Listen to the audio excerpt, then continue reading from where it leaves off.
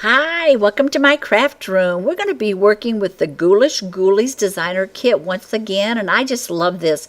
We're going to work with these little bags, and they measure 3 by 5 by 1.5, and they're just a really nice clean slate to get creative with. And I want to show you what we're going to be doing today. Wow, if you like glitter, you're going to like these.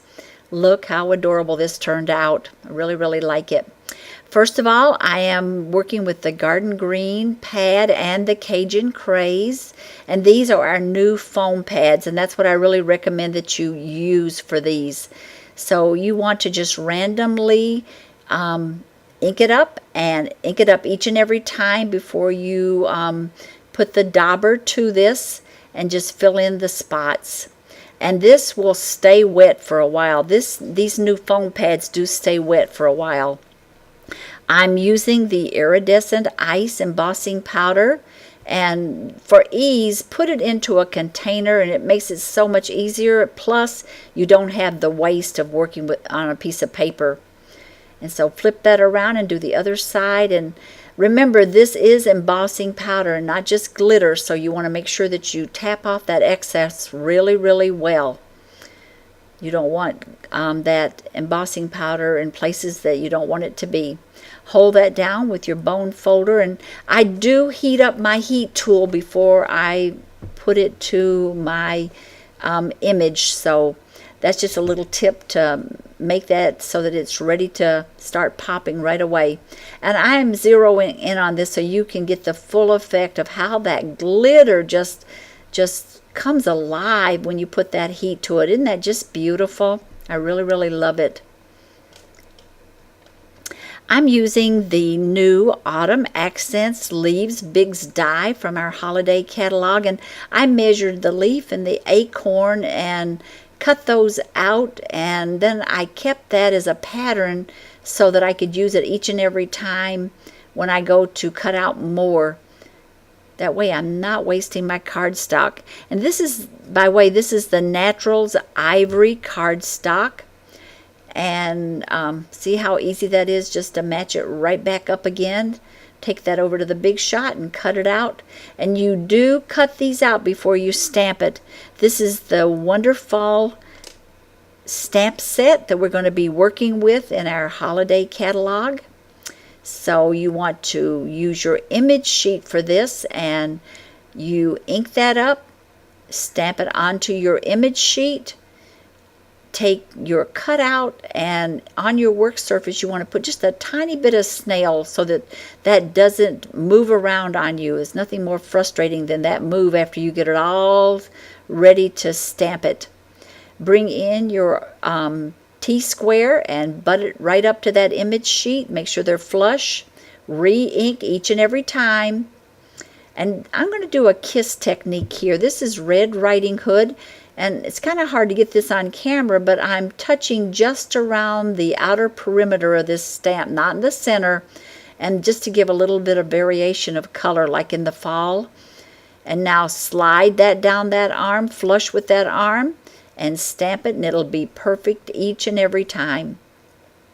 Next, let's do the green leaf. And we are going to stamp it first on the image sheet. Remember, the image sheet first each and every time. Press down that leaf and match it up. Bring in that arm once again to your Stamp-A-Majig. Make sure it's flush. And now we're going to re-ink this. And slide that down along the side of that arm. And voila, you have it. It's just that simple. Now for the acorn, we're going to do that just a little bit different. We're going to work with markers. I have the Crumb Cake, the Cajun Craze, and the Early Espresso. And so that this really shows up well on the image sheet, I'm doing this just in Early Espresso. And then I'm going to go back and use other colors. But match that up once again. It's just the same process you're repeating over and over. I'm taking a baby wipe and I'm cleaning off the base of that, and I'm using that crumb cake, and make sure you go over that thoroughly. You want to make sure that that really has a good amount of ink on it. and then bring in your Cajun craze, and you want to hold that marker so that you're using the side of the marker, not the tip. And I'm going all around that outer portion of that lower part and a little bit to add a little bit of shadowing on the side. And then early espresso on the top. And before you stamp this, you want to huff on this, because if there's any portion of that that's began to dry, that will moisten that and rejuvenate that ink. So press it down. And I want to show you just how nice this turned out. Doesn't that look good? And this stamp set is our fabulous phrases. If you haven't already purchased this, this is a must-have. I'm going to be working with the Ticket Punch. And so I'm going to ink that up in the Cajun Craze. And when you go to punch this, you want it so that your verse is in that flat part and the circular part is to the left. And there's still plenty of ink on this little finger dauber, so I'm just going around this. Girls, I wanted to tell you too that I now have it set up that you can go into my blog and you can subscribe to that. All you've got to do is go in and put your email address, and then you'll receive each and every time that I post something, you'll receive my post. I'm using the glue dots here to connect this. I think it's just so much easier, and kind of play around with this before you even put that glue dot on.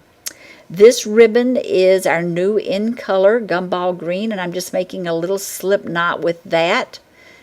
And that's going to be right at the top of our design element, and cut that at an angle. And I'm just placing this on here for right now just to see how I like it. And then I'm going to come back in and I'm going to put the glue dots onto the ribbon and onto our ticket verse. And now connect those. And these are just sitting on the bag. I don't have these adhered down. I just wanted to kind of get a feel for how it was looking. Okay, and now the best part is let's fill it with some candy. I just had a workshop, and I'm going to have one of these for each one of my women who came to my class when they pick up their orders. I wish all of you could come to my classes. That would be so much fun to get to meet you. But I guess in a sense you do get to come to my class by way of YouTube. Okay, and now I'm going to use my crocodile and punch a couple of holes. And I'm using the Early Espresso Baker's Twine to close this up. And to make sure that this does not come open, I'm going to go through this 2 times, and you'll be able to see what I'm talking about in just a moment. I'm going from the front to the back, and then I will repeat that so that that makes it a doubly secure. Because if you just tied a bow, it could open up. And after all, I don't want my women to lose any of their treats. Okay, so let's tie our bow. And you will save money if you tie your bow off of your spool of yarn versus cutting off links, and because it's much more wasteful. Okay, see, I just lost a little bit by doing it that way. Now I'm putting 2 or 3 glue dots on this to adhere it onto my bag, and it's all finished. Girls, I hope this has given you some more ideas on how to be creative.